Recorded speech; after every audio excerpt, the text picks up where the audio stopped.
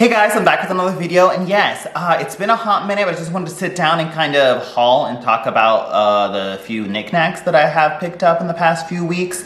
I was on vacation for a number of weeks in Hawaii and Japan. I just returned yesterday, and so that's why I've been kind of MIA, and that Goose Creek video was like pre-recorded and then edited on the trip and then uploaded, and so that went up, and then now we have more stuff, and so I'm going to talk about it now. I'm going to just talk about my trip here briefly for those who are interested, and then the haulage will ensue afterwards. The haulage is basically going to be the Member Fest 2 member exclusive candles that came out of Bath & Body Works while I was in Hawaii, and I picked them up then, and then I like brought them here with me in my suitcase just because I was like, I don't know if those are going to be in stock or not. So there's that. A few things I picked up on my trip, and then there was a Goose Creek order that I had placed while I was on my trip when they were like 10 bucks or whatever, and then they got delivered while I was away, and then now I have them here, so I'll talk about those briefly as well. And without further ado, let's get into it. Okay, cool. So trip was super fun. I went to Hawaii for a week, which was amazing. Oh my god, it's just like a most beautiful, like relaxing paradise moment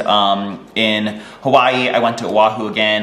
Waikiki was the main area, and it's just kind of fun, like just walking down the beach and the streets and doing the shopping and the eating. And what I love about Hawaii so much is that it's like a perfect merging of like both like American influences as well as like Asian influences. So there's a lot of Asian restaurants and Asian influence in Hawaii, particularly in the Oahu, Waikiki area. And so I love it because hello, me being half Japanese and half American, it's quite fun to be able to tap into both of those and then like also be able to order like Asian stuff but in English and not have to worry about like, am I speaking proper Japanese or not? And so it was fun to be able to do that, but then also the beautiful mountains and the nature and the palm trees and all that kind of stuff is just gorgeous. So always super fun to be in Hawaii. And then I spent 2 weeks in Japan, of course, visited my sister, and that was super fun. That's in Tokyo, so definitely a different pace from Hawaii for sure. But it was fun I just like ate so much like bread. I mean, God, just like the bakeries in Japan are just like astounding. There's so many of them and they're all so awesome.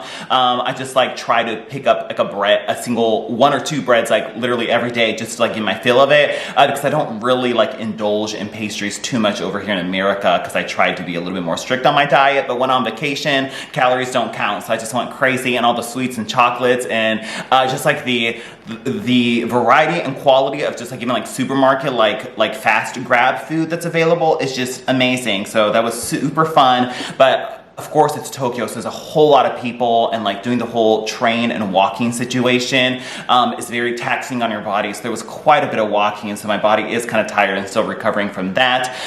Anything else to talk about? We went to Disney Sea and Disneyland, which was super fun. Disney Sea was just immensely busy, so if you're somebody who's planning a trip to Tokyo and go to Disney Sea, be warned, those crowds were just insane. I mean, worse than like the American theme parks, if you could believe it. It was like 120 to like 160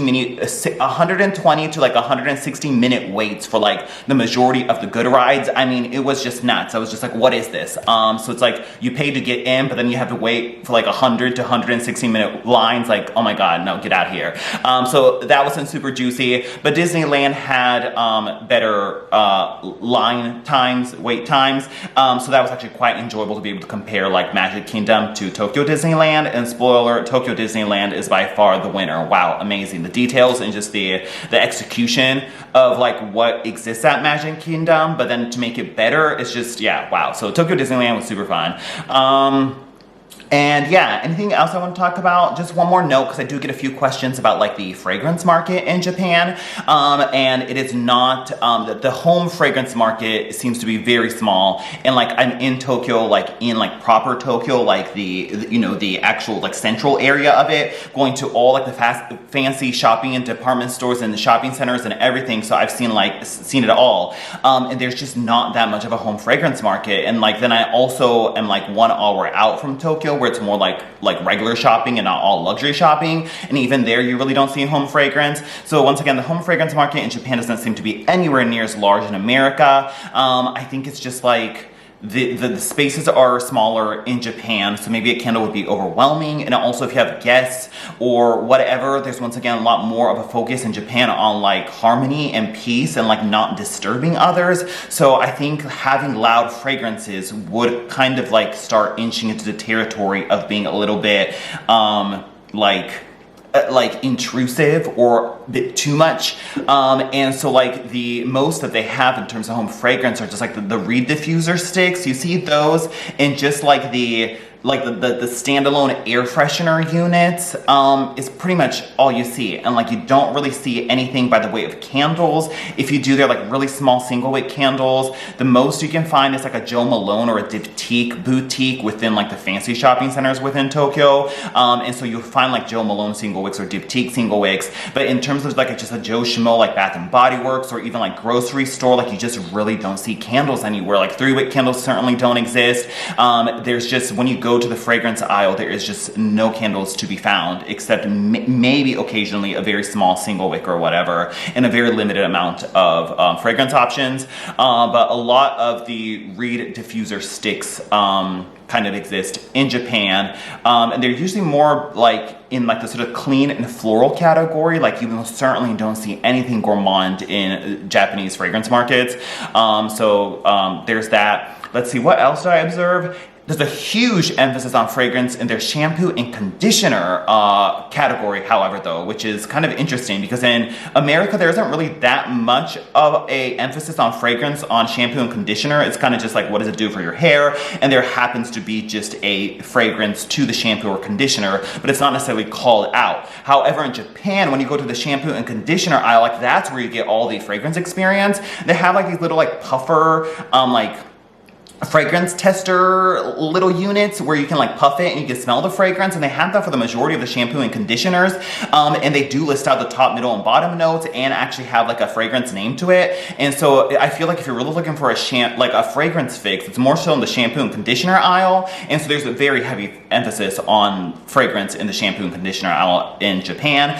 So that's, I feel like, maybe where people get their fragrance fix. And I guess that's because like you put it in your hair, and so it kind of just like, it doesn't last too long in the way like perfume does, and so it's a way to get like subtle fragrance, and you smell it while you're using it in the shower, but it's like not necessarily like when you're on the trains and the subways and you're packed with people, like someone might only get a whiff of it in your hair if it happens to still like stick in your hair, but it's not like perfume which is overwhelming and could be considered like disruptive or like a nuisance to all the people around you. And once again, because that is a focus in Japan of like not like screwing up with anybody else's surroundings, you really don't smell like fragrance on anybody. Like you just like, and I mean, I can't emphasize how packed the subways and the trains are. Like, I mean, people are like smushed up against your body and everything, like it's a club, like a dance floor or something. People are like really smushed on you, and you really do not smell anything. There's just like no perfume or fragrance on anybody. You don't really smell cologne either, like nothing like that. So yeah, I just really never ever smell fragrance, like personal fragrance on somebody in Japan. So that's just something interesting to know. Versus here, you go out to like, the nearest grocery store, and Baccarat Rouge 540 is like all up in your face. So it's just totally different the way that the cultures and everything operate. And so I just kind of wanted to put a note on that. And it's kind of the same findings that I found from the past 2 years in my trips to Japan. So yes, and I think that's pretty much it. Okay, let us go into the Bath and Body Works Member Fest stuff. Yes, so I think it was like when I was in Hawaii, it was at Thursday or Friday, the Member Fest candles came out, and I was just like, I really kind of want to sniff these out, and I like don't want to miss out on them, so I'm just buy them while I'm in Hawaii, and then I'll just put them on in my luggage and then take them with me. And that's what I did. I can't believe I like hauled friggin' Caribbean Escape from Hawaii to where I live now. It's like of all candles to lug in your like luggage, it's like Caribbean Escape, but it is what it is. So yes.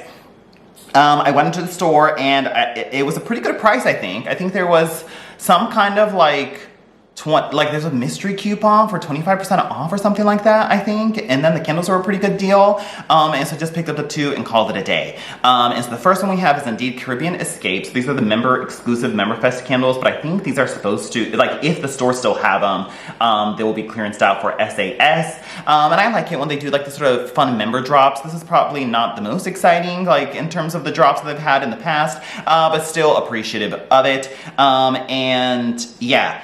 Oh God, it kills me to like rag on packaging or labels because there is always another human being behind these labels working on them, and like, girl, it's a job, and like I gotta get my, you know, project done and put it on time on the deadlines and get it approved and everything, and all the production effort that goes into it. Like now knowing the behind the scenes of that, it's just like, it kills me to rag on labels, but I just still can't stop myself from doing it. And here's, oh my God, I just, no, like what is going on here? This looks like a friggin' like Microsoft Office template from like early mid 2000s, and like, you know how like PowerPoint templates or like Publisher has like templates where you just like fill it in or whatever, or like Pages, the Apple Pages from like the early mid 2000s often like utilize a Helvetica Neue font, which is what that is right there. And I'm just like, what is going on here? It just literally looks like a template, and they like filled it in. And maybe like that's the point of this, is that it's supposed to look like some kind of template because it has like a new and vault check on it.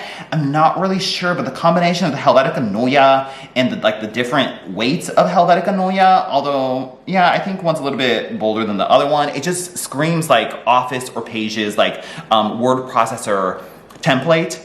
And then like a watercolor image is like shoved in there, and then we have the icon, I don't know, and then like why does this get a pink matte beautiful lid when it doesn't quite like match with the color scheme of this?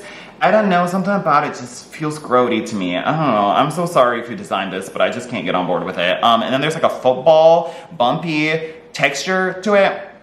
I would love to know what the actual like concept or direction was on this. Like what was the, you know, idea behind like, what is this supposed to look like and why does it look this way? And then like just the weights of the strokes or the borders of the table, it just looks also very template-ish. I don't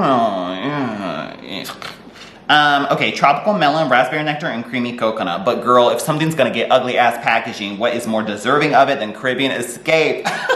Oh my God, so these are $24.95, and it has the white wax and the rope wicks. And this never smells terrible on cold, but I think it's when I go to burn it that it starts smelling like burnt and crayony, and it just has a weird interaction when it goes to light that it starts smelling like crayony and waxy. You know, like when wax gets hot and then the flame gets to it, it kind of smells crayony and waxy. Like smelling this, it doesn't smell terrible. And like it was in my suitcase for a while, and then like about it in Hawaii, so when I was in Japan, every time I would open my suitcase, I'd be like, ooh, this smells good. Like it smells juicy, it smells like Bath and Body Works in here. And when I'm in like a home fragrance drought in Japan where there's just like no fragrance to be found anywhere, it was fun to be able to smell like Bath and Body Works home fragrance like blasted in my face every time I opened the suitcase, so I appreciated that. But there's just something a little bit icky or grody about this. And this is an old school fragrance from like Slacken & Co. from like 2010 or something like that. So it's like, it's an old fragrance that's been around for a while. And I enjoy the majority of Slacken & Co. fragrances, but this one was one I could just never get on board with.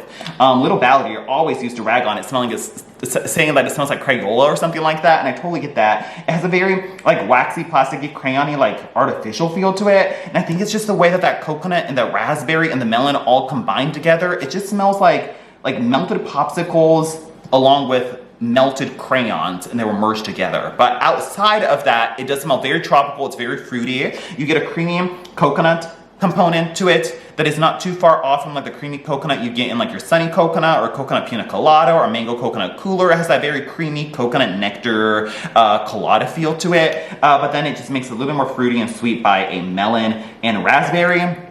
I feel like I would like this better maybe if the raspberry wasn't in there. There's something about the raspberry that makes it smell a little bit plastic and overly artificial. And if it was just stripped down to be more just coconut and melon, maybe I would like it better. But in any case, it smells like Caribbean Escape has before. And if you're into that fragrance, it is back, and it hasn't come back in a while.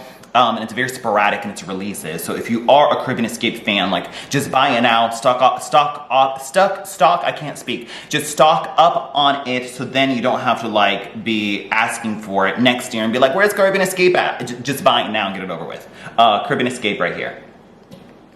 Moving on to the new one, it's Orchid Blooms, and that's what that looks like, and this has like a blue motif that like clashes with the pink. I don't know, but at least the orchids are pink, so that kind of matches.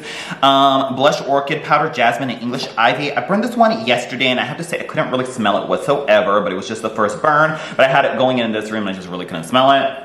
Yeah, it's like a kind of like a baby wipes, powdery, sweet, floral. It has a mature, sort of lotiony quality to it. I would say it kind of veers into the Moonlight Path and Japanese cherry blossom realm of sort of like baby wipes, mature, powdery, floral component. I can't say it's my favorite. Yeah, Japanese cherry blossom really comes to mind, minus that heavy, grody sandalwood. It's a little bit brighter than Japanese cherry blossom is, but still shares a similar baby wipes, mature floral feel to it. Kind of like Wisteria Garden-ish from Bridgerton. Also that Festival de la Flores thing that we had from that one Heritage collection as well. But yeah, Japanese cherry blossom and Moonlight Path as well.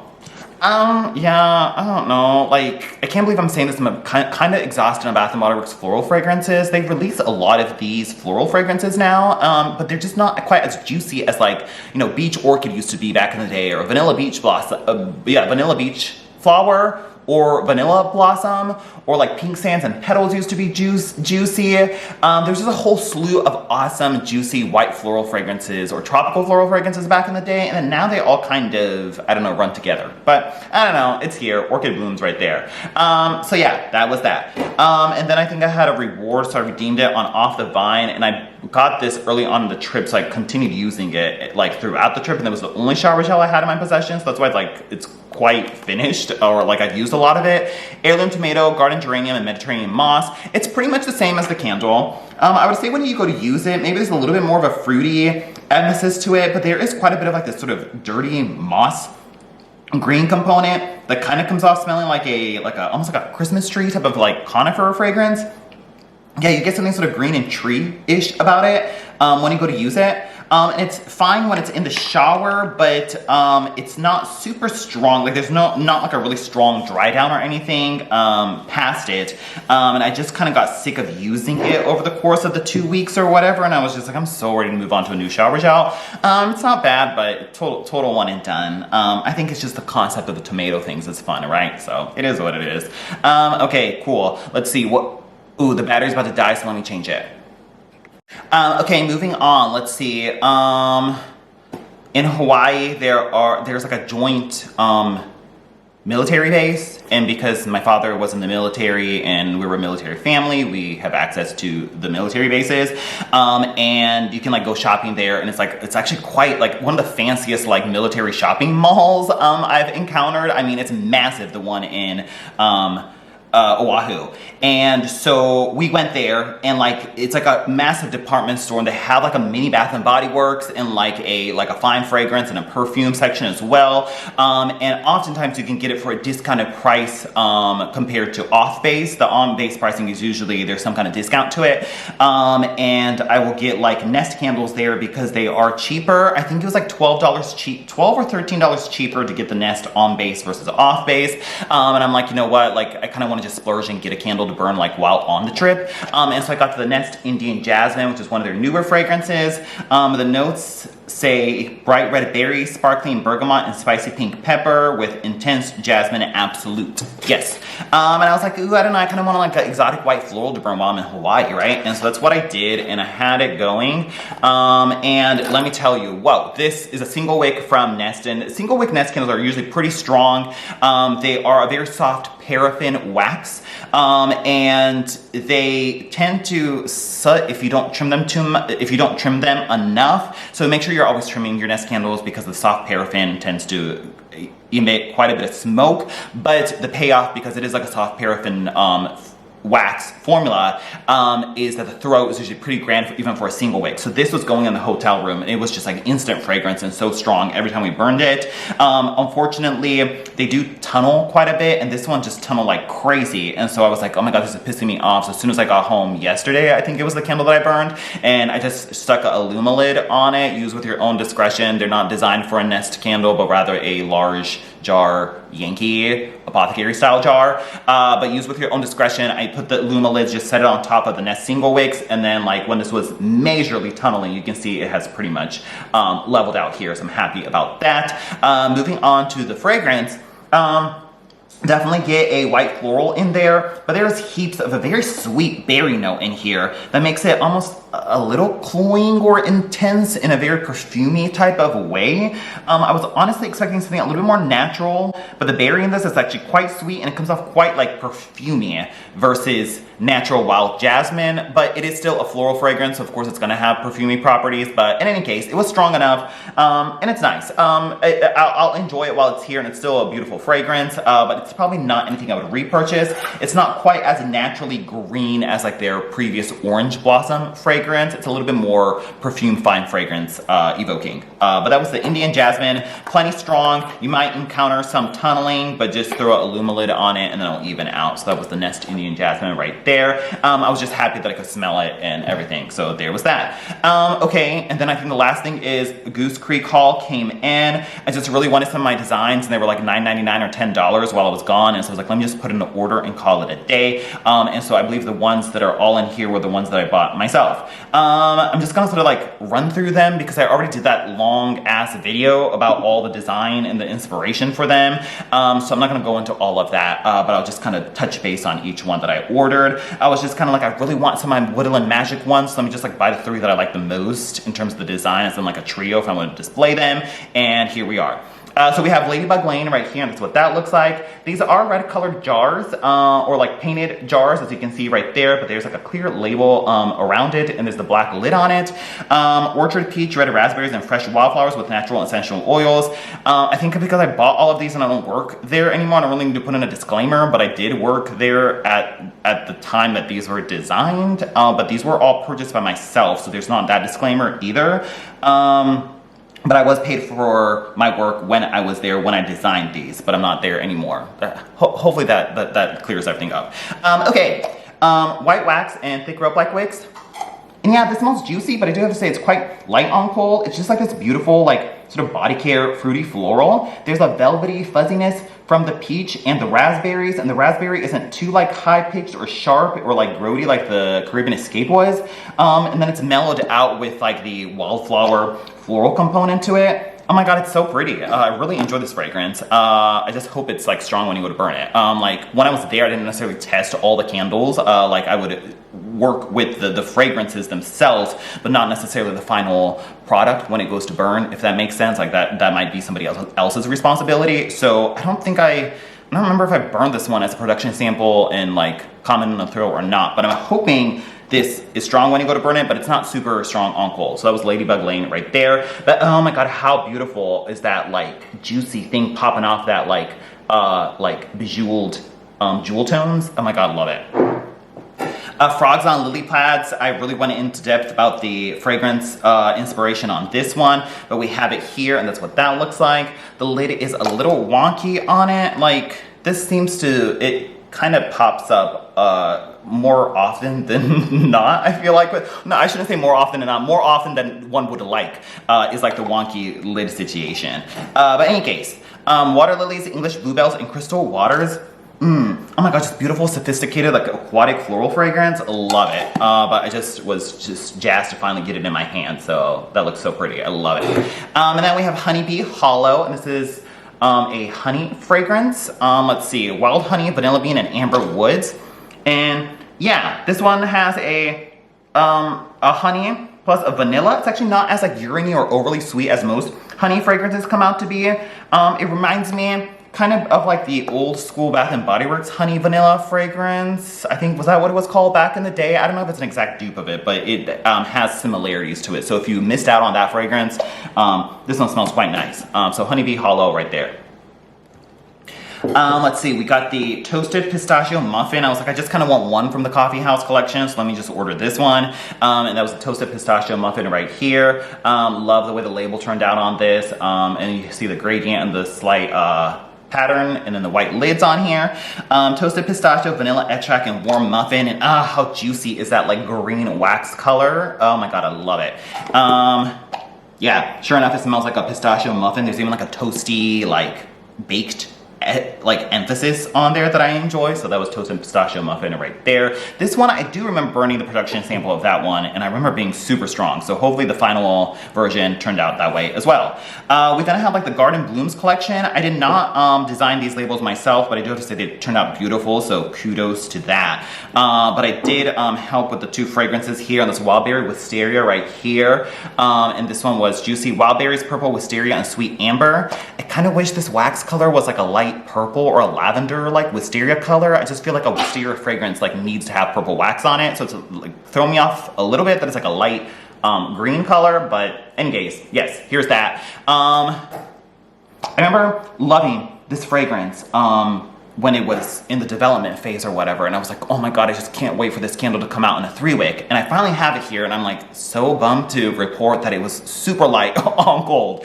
And I'm just like, oh no, because I love this fragrance when it was in development. And I don't remember if this one was another one that I don't know if I worked on like the throw or anything on that on this one. So I'm just super bummed that the final version is just not anywhere near as strong as I had hoped for. I actually, because I was so excited to burn this, I like burned this last night when the package came in, or when I finally got my package. And I just couldn't smell it even for a moment. I was so bummed about it because I love this fragrance. It's like this awesome, like a purple floral, fruity floral berry fragrance. Like I would love this in a shower gel, but I just couldn't smell it when it was burning. So I'm so bummed about that. And so that's Wild Berry Wisteria right there. And then we have Passion Fruit Peony, which was another one that I fell in love with, similar to the Wild Berry Wisteria one. Super cute label. I do appreciate this is like a light pale pink color for the sort of peony moment. And it's pink passion fruit, sweet peony blooms, and blonde woods. Love it. Oh my God, it's just so juicy too. There's just such an amazing like juicy fruity floral finish to this. And it's just a little bit more, it's actually quite a bit like girly and feminine. I love it. I haven't burned this one yet. It smells stronger on cold, so fingers crossed this one's actually strong when you go to burn it. So that's the Passion Fruit Peony right there. Love those two fragrances, and the labels on it are so cute. Okay, let's see. Then there were the I ordered 2 of my favorite labels from the like Aquamarine Shores collection that I had designed, and oh my God, they're so beautiful in person. Gagged me out, and I guess burped me out because I just burped as well on these labels. Oh my God, I love, it's just like to finally like see them like in person in like, you know, my home setting or whatever.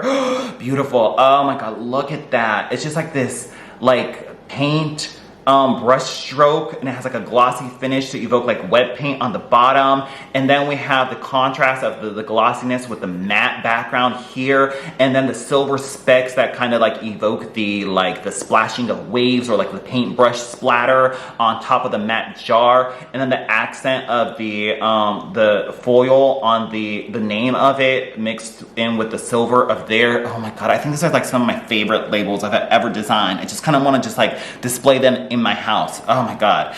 Sparkling Bergamot, Seaside Citrus, Coastal Driftwood, and Aquamarine Waters. This is like an old fragrance that's been around for Goose Creek for a while.